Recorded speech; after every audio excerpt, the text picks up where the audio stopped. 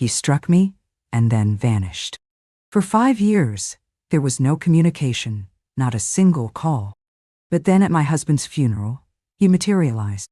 He wore polished shoes and a black suit, and he was holding documents that demanded half of our ranch.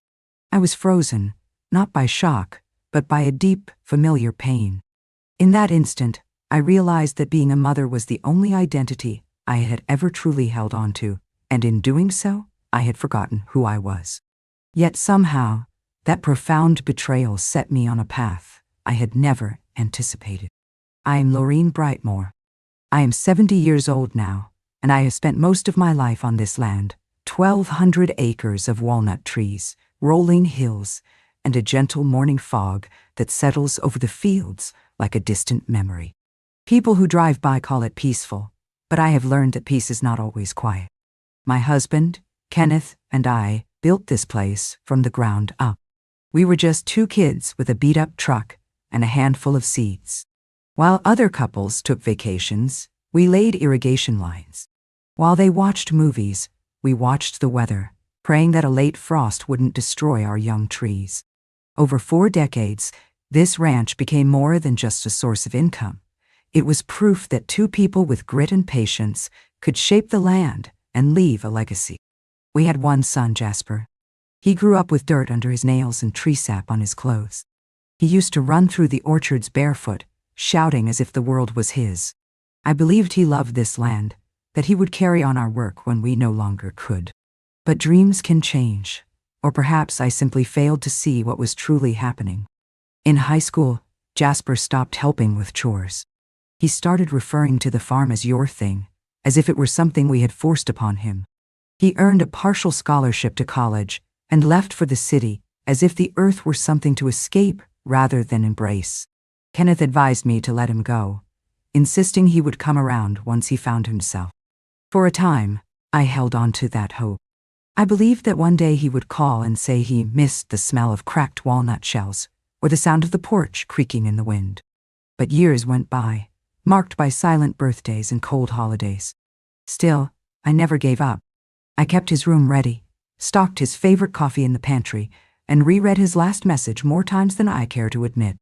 He hadn't even signed it with love, just Jasper. Kenneth dealt with it differently. He grew quieter, spending more and more time in his workshop. Some nights, I would hear him talking softly to the silence. Perhaps that is what aging does. It makes the unspoken words feel heavier. Then came the night that shattered us, but I will get to that. For now, all you need to know is that I believed with my entire being that my son would find his way back, that blood still meant something, that somewhere beneath all the distance, the boy who once picked daisies for me still existed. I was wrong. And by the time I understood just how wrong I was, it was too late. It happened on a Tuesday night in late October, the kind of night when the wind rattles the barn doors and sends walnut leaves scraping across the roof like whispers. Kenneth and I were in the kitchen finishing dinner, just stew and cornbread. I remember the way he looked at me across the table, his hands wrapped around a chipped mug, the lines around his eyes deeper than usual. He hadn't been sleeping well. Then we heard the truck, its old engine roaring up the gravel drive too fast. I knew that sound, even after 5 years. Jasper slammed the door before the headlights had even dimmed. I opened the front door, and there he was, taller, leaner, wearing a leather jacket he would have once scorned. His eyes looked past me, straight at Kenneth. I stepped aside, and he walked in as if he still lived there, without taking off his boots or asking how we had been. He tossed a manila folder onto the table and said he needed to talk business, that he had an offer. Kenneth picked up the folder. Inside were appraisals and a proposed sale. Jasper had found an investor in New York interested in buying part of the property for a retreat center. The price was substantial. Jasper wanted to split the profits. Kenneth looked at me, then at Jasper, and said nothing. Jasper began to pace, explaining that things weren't going well for him in the city, that he had student debt and credit card bills. He needed this. Besides, he argued, we didn't need all that land anymore. It was too much for 2 old people to manage. I told him we weren't selling, that this land was more than just property. It was everything. I said we would help if we could, but this was not the way. That's when it happened. He raised his voice, accusing me of always siding with his father, calling us selfish, claiming we owed him something. His hands were shaking, his face flushed. Then, without warning, he slapped me. The sound was sharp and sudden. My cheek burned, and my ears rang. Kenneth shot up so fast his chair fell over. He stepped between us, not shouting, just standing there. He looked Jasper straight in the eyes and, in a calm, steady voice, told him to leave. Jasper didn't argue. He turned, walked out, and sped off into the darkness. Kenneth didn't speak for a long time. He just picked up his mug and stared into it as if searching for something at the bottom. I sat down slowly, pressing a cold cloth to my cheek, though the sting had already begun to fade. What remained was heavier than pain. The next morning, Kenneth boxed up Jasper's belongings. By nightfall, the guest room was empty, the shelves bare, the photos gone. And just like that, our son became a memory we no longer knew how to hold. The morning of Kenneth's funeral was colder than expected. A late Vermont spring can still carry a chill when the clouds roll in. I wore the dark navy coat Kenneth had always liked, the one with the buttons he had sewn back on himself. It still smelled faintly of cedar and coffee. The ceremony was simple, just as he would have wanted, held in the orchard behind the old shed his father had built. A small group of neighbors, a few former employees, and a retired veterinarian attended. There were no flowers, just a closed pine casket. I stood near the head of the grave, my hands steady as I read the letter he had left for me. I had rehearsed that moment for weeks. The man I had spent my life with was gone, but I hadn't allowed myself to cry. We were nearly finished when a sleek black car pulled up the path. It was too polished, too new to be local. The door opened, and Jasper stepped out.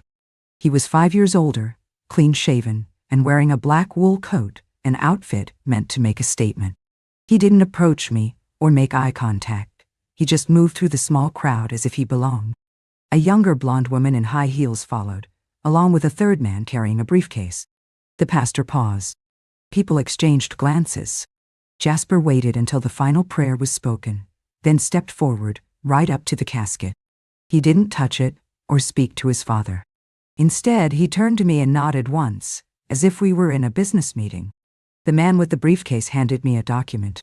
It was a legal notice. Jasper had filed a claim against the estate, requesting 50% of the property, the entire back half of the orchard, and access to all the equipment. He claimed he was the rightful heir, and since there was no public will, he had a legal right. I couldn't react. Not then. The woman with him smiled, a tight, knowing smile, as if this was exactly how she had expected things to unfold. Jasper spoke quietly, telling me it was just business, that we could settle this quickly without making it ugly. Then he turned and walked away, leaving the papers in my hand, leaving me by my husband's grave, holding a legal threat from the son I had once swaddled, in a flannel blanket, in this very orchard. The people who had stayed to support me now avoided my gaze and trickled away. I sat on the bench Kenneth had built, holding the papers, watching the wind catch the hem of my coat. The part that broke me wasn't the lawsuit. It was how natural the coldness looked on him, as if the barefoot boy in the walnut grove had never existed, as if I had only imagined being his mother. The morning after the funeral, I stood in the middle of the orchard before sunrise. The air smelled of damp soil and wood smoke. Kenneth used to say this was the best time of day, when the trees whispered. I waited for the quiet to guide me. The legal documents from Jasper sat on the kitchen table, unopened. I knew what they meant. He was claiming half of everything Kenneth and I had built over 43 years. That evening, I visited our lawyer, Bruce Langford, who was now retired. He made me coffee and let me sit in silence before I handed him the envelope. Bruce read every page, his lips pressed into a hard line. He asked when Kenneth had last updated his will. I told him the truth. 2 years ago, after his first surgery. It was in our fireproof box with other important papers. Bruce exhaled slowly, saying that as long as it was signed and notarized, Jasper didn't have a case. But he warned that Jasper could still contest it, claiming we had manipulated Kenneth. I drove home in the dark, the silence of the car amplifying my thoughts. Back at the ranch, I opened the fireproof box and took out the will. Kenneth's neat handwriting filled the pages, leaving everything to me. Jasper's name wasn't mentioned once. I remembered the day Kenneth wrote it, how he couldn't bring himself to say the words out loud, how I had been the one to type them up. I didn't feel relieved. I felt hollow. This was not how I had imagined protecting our legacy. I put the will back and pulled out my old journal. Inside were dozens of entries, including one from the night Jasper struck me. I had documented every detail, every emotion. That night, I made a copy of the will and that journal page, sealing them in an envelope for Bruce. If Jasper wanted to take this to court, I would be ready, not as a grieving mother, but as the woman who had built something worth protecting. And this time, I wasn't going to hope for him to return. I was going to defend the line he had chosen to cross. 3 days after the funeral, the first official letter arrived. Inside were copies of the documents Jasper had served me, along with a formal notice of his intent to pursue legal action. No note, just signatures and deadlines. I didn't flinch. I brewed coffee and reread every line, highlighting sections and making notes. Then I called Bruce. He came over that afternoon, and we spread the papers across the dining table. Bruce was calm, explaining that Jasper's lawyer was aggressive but sloppy. Still, we needed to be careful. A public court battle would stain Kenneth's legacy. We spent the night reviewing everything: Kenneth's will, his medical records, even a voice memo he had recorded for the county office confirming his intention to transfer full ownership to me. Bruce said that memo could be crucial. The next morning, I scanned the journal entry from the night Jasper hit me. It wasn't for revenge or even for court, but I wanted it documented. I wanted someone else to know the version of my son that only I had seen. The one who hurt not just with his hands, but with his absence and his choices. Later that week, I went into town for the first time since the funeral. People looked at me differently. Some nodded sympathetically, others avoided my eyes. At the hardware store, Margie Latimer pulled me aside and asked if it was true that Jasper was suing me. I told her I couldn't discuss it. Her eyes softened, and she said she was sorry. She remembered him as a sweet boy who had once helped her fix a flat tire. I didn't know how to tell her that that boy was gone, that perhaps I had poured more love into him than he ever knew how to handle. When I returned home, the fields were golden in the afternoon light. I stood at the edge of the orchard and looked out over the rows of walnut trees. I realized this fight wasn't just about land. It was about memory. It was about who gets to decide what this place meant, whether the story of this family would be written by the one who stayed or the one who left and returned only for what he thought he could take. And I knew then that I wasn't going to let Jasper rewrite it. The letter from the probate clerk, with the court date typed in block font, felt like a final countdown. I placed it on the counter and stared out the kitchen window, where red ribbons Kenneth had tied to the trees still fluttered in the breeze. That small, constant movement reminded me of what still lived here. That night, I couldn't sleep. The ranch was more than soil. It was my body's memory. Every scar, every ache, it had raised me as much as I had raised it. I wasn't just defending it from Jasper. I was reclaiming it for myself. The next morning, I called Sharon Ditt, who used to work for me during harvest season. I told her everything. She listened, then asked a question that stopped me cold. Had I ever considered preserving the land through a legacy trust? As she explained how it worked, something shifted within me. The trust would remove the ranch from private inheritance, protecting it as a place for agricultural education and historical preservation. I would still live here and manage it, but upon my death, it wouldn't pass to anyone. It would belong to the land itself. I asked her to send me all the paperwork. I read until my eyes burned. That weekend, I met with Bruce in the barn office. He was skeptical at first, but as he read, he began to nod. He called it bold, said it would cause a stir, but he didn't say no. My mind was made up. If Jasper wanted a fight, he would get one, but not on his terms. I wouldn't play the role of a bitter mother. I would simply remove the bait. This was no longer about who was right. It was about who stood for something worth preserving. The paperwork for the land trust took 3 quiet weeks. I didn't tell a soul. Inside, however, I was moving with slow deliberation. Sharon guided the process with steady hands. By the end of the 3rd week, the land was officially transferred to the Whitaker Agricultural Trust, named after my mother-in-law, who had taught me how to prune the walnut trees. The ranch could no longer be divided or sold for profit. It belonged to a mission. Standing at the edge of the east field, watching the fog roll in, I felt a clarity settle in my chest. The court date arrived on a Thursday. I wore a navy dress and my late mother's gold maple leaf brooch. Jasper was already there, his face a blank mask. We didn't acknowledge each other. His lawyer spoke first, making claims of shared inheritance and emotional hardship. Then Bruce stood. He didn't argue. He simply handed the judge the land trust certificate, the notarized will, and Kenneth's recorded memo. He explained that the property was no longer subject to private claim, that it now served a greater purpose. The judge nodded, took notes, and the hearing was over. Jasper looked at me then, a flicker of confusion in his eyes.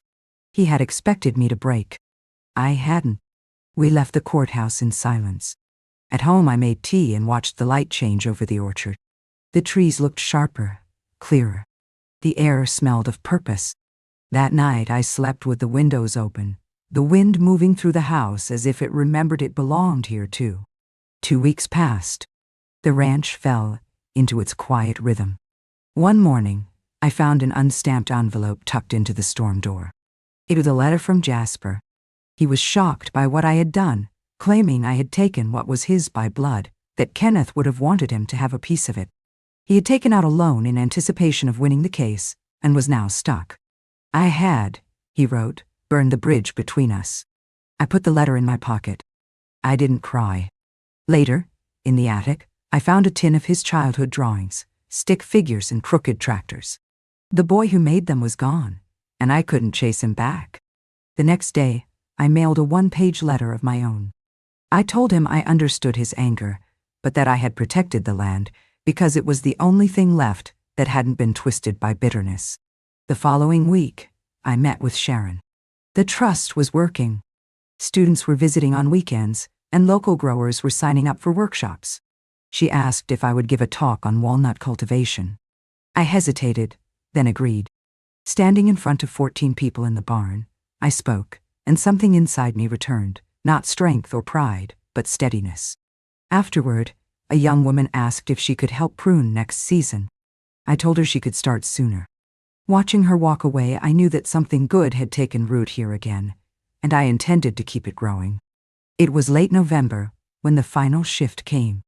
A knock at the door near dusk revealed Jasper, his shoulders hunched, his eyes avoiding mine. I let him in. He sat at the kitchen table, the same chair Kenneth always used, and said he was dropping the appeal. His lawyer had told him it was pointless. The land was untouchable. He admitted that things hadn't worked out for him. He had sold his place and was staying with a friend. He didn't sound bitter, just tired. He said he hadn't expected the trust. He thought I'd crumble after Kenneth died. But I hadn't. He glanced around the kitchen, then asked if I had really turned the ranch into a nonprofit. I said yes. He asked if that meant he'd never see a cent from it. I said yes again. He nodded slowly, accepting something he hadn't let himself believe. Then, to my surprise, he asked if he could help with something, anything. Finally, I told him there were tools to be sharpened and chairs to be sanded. He nodded and walked outside. I watched him from the kitchen window, his steps slow but his own.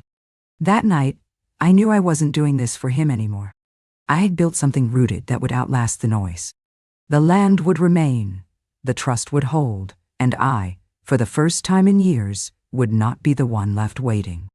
Jasper started showing up in the mornings quietly, like someone testing if the door would stay open. He took on small tasks without being asked, keeping to the outer buildings, the trees, the edge of things.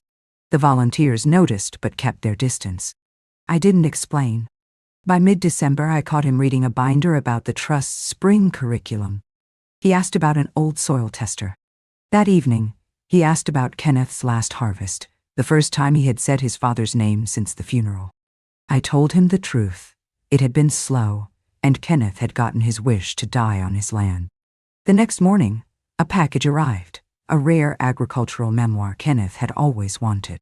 Tucked inside was a note. I remember. I didn't thank him, but I noticed he lingered a little longer each day, his shoulders not so curved. A week later, I saw him teaching a young volunteer how to prune.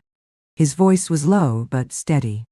That night, sitting with my tea, I realized something quieter had taken root. I had protected the land and its mission. I hadn't opened my arms, but I had left the door ajar. And Jasper, for the first time in years, was walking towards something instead of away from it. By January, the ranch had slowed to its winter pace. I spent my days with paperwork and fence lines. Jasper was still around, often enough that his absence felt unusual. One afternoon, I watched him teaching Nora, a high school volunteer, how to prune. The rhythm was clear: instruction, response, correction, patience. Later, I found a folder on the porch. The ranch was being featured as a case study for a rural revitalization program. A photo attached showed the barn during a workshop. Jasper was in the corner, his face half turned. I stared at it for a long time. That night, I wrote a short piece about the ranch, about repurposing something broken. Sharon forwarded the edited draft from the board. It would be published in the spring. I gave Jasper a copy. He read it without comment, but stayed for dinner that night, the first time in years. We didn't talk about the past or the future. We just ate. The radio played softly, the dogs dozed, and it wasn't closure, but it was something honest. I went to bed that night without the ache I had grown used to. By early spring, the land began to stretch again, humming with new life. So was I. The workshop season resumed with more volunteers and more lessons. Jasper didn't disappear. He stayed close, fixing what was broken, replacing what was worn. I never asked what came next for him. Some evenings, he swapped stories with the others by the barn. He laughed once, not loudly, but enough. On the 1st of May, I planted new seeds in the southern plot, working with my hands as Kenneth had taught me. This time, I wasn't alone. I looked over the land and felt it was no longer something I was keeping alive.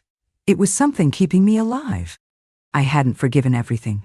Some wounds don't close, but they stop bleeding. This wasn't a neat ending, but it was the right one, built on quiet daily choices, the kind that grows even when no one is watching. And that, I had learned, was more than enough. If this story reminded you of someone you've loved, lost, or had to let go of to protect yourself, you are not alone. These quiet moments of clarity matter more than we know. If you found strength in silence or rebuilt something with your own hands, share it in the comments. Sometimes healing begins when we see ourselves in someone else's story.